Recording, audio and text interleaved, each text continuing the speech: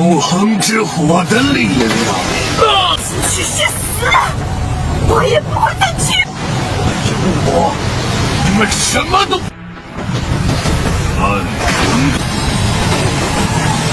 Halo, assalamualaikum teman-teman. Jumpa lagi dengan saya Ilham Baris. Selamat datang di channel Purnomo The Series. Gimana kabar kalian? Semoga selalu sehat dan baik-baik saja ya.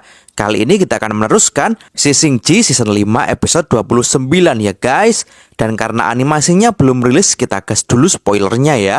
Dan gak usah berlama-lama lagi, langsung saja gas cuy.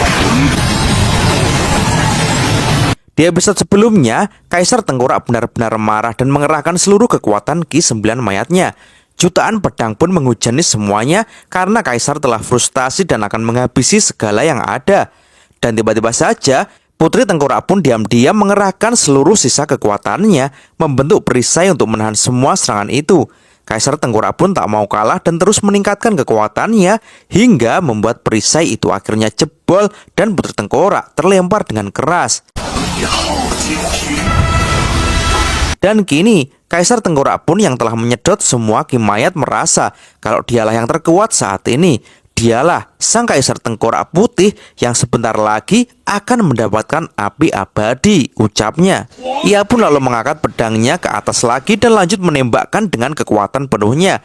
Seketika muncul aliran kekuatan yang sangat besar dari pedangnya menuju ke langit. Langit pun kini menjadi bergulung-gulung. Dan dari langit kini muncul aliran-aliran kekuatan yang merasuki tubuh Kaisar Tengkorak. Seketika tubuh Kaisar Tengkorak pun menjadi jauh lebih kuat. Otot-ototnya pun kini bertambah besar. Melihat hal itu semuanya pun jadi bengong dengan kekuatan sang Kaisar Tengkorak yang sangat kuat. Kaisar Tengkorak pun terdiam sejenak untuk berpikir siapa yang akan ia bunuh duluan. Dan ternyata ia pun memutuskan untuk membunuh Biksu Tong duluan. Ia pun dengan sangat cepat melesat dan menebas Biksu Tong. Biksu Tong pun sangat kaget dan untung saja ia masih bisa menghindari tebasan tersebut walaupun ia sempat tergores oleh pedang Kaisar Tengkorak. Biksu Tong pun jadi panik dengan kecepatan Kaisar Tengkorak itu. Tapi tak berhenti di situ, seketika Kaisar Tengkorak pun lanjut memukul Biksu Tong dengan sangat keras, membuat Biksu Tong pun terlempar dan menghancurkan bangunan di situ. Melihat hal itu, para jenderal Tengkorak pun kini tak tinggal diam. Ia pun berusaha bangkit dan dengan gagah berani, ia pun berlari ke arah Kaisar Tengkorak untuk memberikan perlawanan. Tapi sayang sekali, dengan cepat Kaisar Tengkorak pun menumbangkan Jenderal Tengkorak. Melihat hal itu, Putri Tengkorak pun juga tak terima. Ia pun dengan tekad yang kuat juga bangkit. Dan dengan sisa kekuatan Ki Mayat yang dimilikinya, ia pun segera mengerahkan tangan tulang putihnya lagi untuk menyerang Kaisar Tengkorak.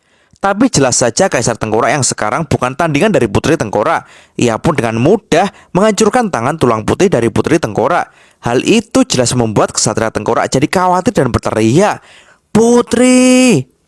Melihat hal itu, Kaisar Tengkorak pun mulai melirik Ksatria Tengkorak. Karena menurutnya, ini adalah giliran Ksatria Tengkorak untuk mendapatkan balasan yang setimpal. Ia pun dengan cepat melesat ke arah Ksatria Tengkorak. Ksatria Tengkorak pun segera waspada dan memasang kuda-kuda. Ia pun bertekad akan menebas sang Kaisar duluan ketika sang Kaisar akan menyerangnya. Tapi tiba-tiba saja saat Ksatria Tengkorak menebasnya, sang Kaisar pun dengan kecepatan luar biasa menghilang. Dan tahu-tahu sudah berada di sisi Ksatria Tengkorak.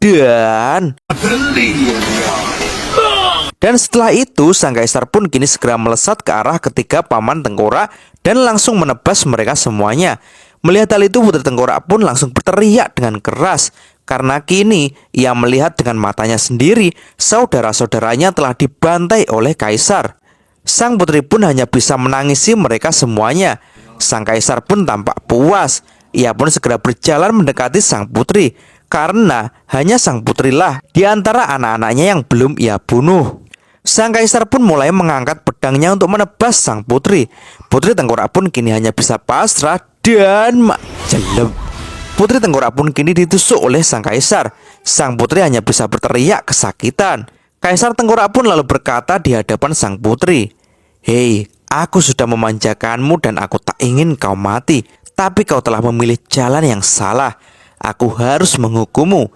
Tapi kini terlihat sang putri pun sangat tegar dan balas berkata kepada Kaisar, "Hei, kau tak lebih baik dariku Kaisar. Selain menyiksa orang lain, tak bisakah kau mengerti arti hidup ini? Kau tak akan menyebabkan rasa sakit lagi padaku. Kaisar pun berkata lagi, kalau setelah ia mendapatkan kekuatan dari sang api abadi, putrinya itu pasti akan paham betapa bodohnya ia hari ini. Tapi tiba-tiba saja, Kaisar Tengkorak pun dikejutkan oleh sesuatu, karena ternyata saat ini Biksu Tong merilis mantra pelindung penelan iblis. Terlihat ia pun berkonsentrasi dan tubuhnya kini dipenuhi oleh cahaya yang sangat terang. Mantra dari Biksu Tong itu seketika membuat para zombie pun menjadi kesakitan. Biksu Tong pun lalu mengatakan kalau sang kaisar adalah sumber dari semua penderitaan di sini, sehingga ia pantas mendapatkan hukuman mantra dari Biksu Tong ini. Kaisar Tengkorak pun tahu kalau mantra itu sangat efektif untuk menghilangkan arwah jahat. Tapi tampaknya hal itu tak membuat Kaisar Tengkorak takut. Ia pun menantang balik Biksu Tong, apakah mantranya itu mampu untuk membinasakannya. Kaisar Tengkorak pun segera melompat untuk menyerang Biksu Tong. Ia pun lalu mulai berusaha untuk menerobos mantra dari Biksu Tong, dan ia yakin mantra itu tak akan bisa mengekangnya. Tapi tiba-tiba saja, mak jeder, seketika kini muncul petir yang menyambar Kaisar Tengkorak. Jelas hal itu membuat Kaisar pun sangat kaget, karena kini muncul naga hitam yang ternyata itu adalah Aosue. Aosue pun segera merubah tubuhnya menjadi wujud manusia lagi, dan dengan bangganya ia mengatakan kepada gurunya kalau gurunya harus berterima kasih kepadanya karena kali ini ia telah menyelamatkan gurunya itu. Biksu Tong pun segera bertanya kemana saja Aosue selama ini. Aosue pun lalu sedikit bercerita kalau ia juga telah mengalami hal yang sangat menegangkan karena ia juga sempat terkena gigitan dari zombie. Tapi tak sengaja ia menemukan obat penawar sehingga ia pun butuh waktu untuk menghilangkan seluruh racun di tubuhnya. Biksu Tong pun bertanya siapa yang memberikan obat itu. Tapi Aosue pun menjawabnya dengan asal-asalan kalau itu mungkin berasal dari penggemarnya. Biksu Tong pun tak mau ngobrol banyak lagi dan segera menyuruh Aosue untuk segera menahan Kaisar Tengkorak. Dan kini Kaisar Tengkorak pun mulai mendekat kepada Aosue sambil berkata, "Seekor naga ya, setelah kau berada di dalam kerajaanku, tak ada yang bisa menentangku, semuanya akan mati." Kaisar Tengkorak pun meluncur dengan cepat untuk menebas Aosue. Aosue pun dengan gerakan petirnya dengan cepat menghindari Kaisar. Biksu Tong pun di situ menyuruh Aosue untuk maju dan jangan takut, karena Biksu Tong akan terus membaca mantra untuk melemahkan Kaisar Tengkorak. Aosue pun jadi kesal dan langsung menjawab kalau dari tadi ia memang tak takut.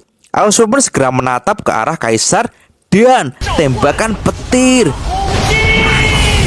Tapi sayang sekali, tampaknya petir Aosue ini belum bisa melemahkan Kaisar. Kaisar pun dengan cepat melesat ke arah Aosue sambil berkata, "Kau mau membuatku jadi abu dengan petir tingkat seperti ini ya? Lucu sekali." Dan mak dahuak, Kaisar pun menonjok Aosue dengan keras, membuat Aosue pun terlempar dengan keras. Aosue pun terlihat kesal karena ternyata mantra gurunya tak mampu melemahkan Kaisar Tengkorak. Dan terlihat kini seseorang yang kelihatannya itu adalah Yuanji diam-diam mengintip kondisi Aosue saat ini.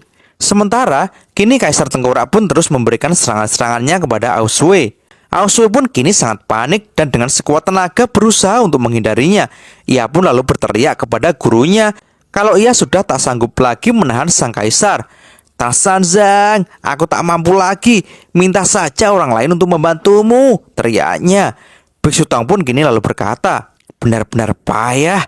Dan tiba-tiba saja ia pun berteriak, "Wukong, kenapa kau masih belum bangun? Aku sudah merapal cukup lama untuk menghilangkan kimayat di tubuhmu."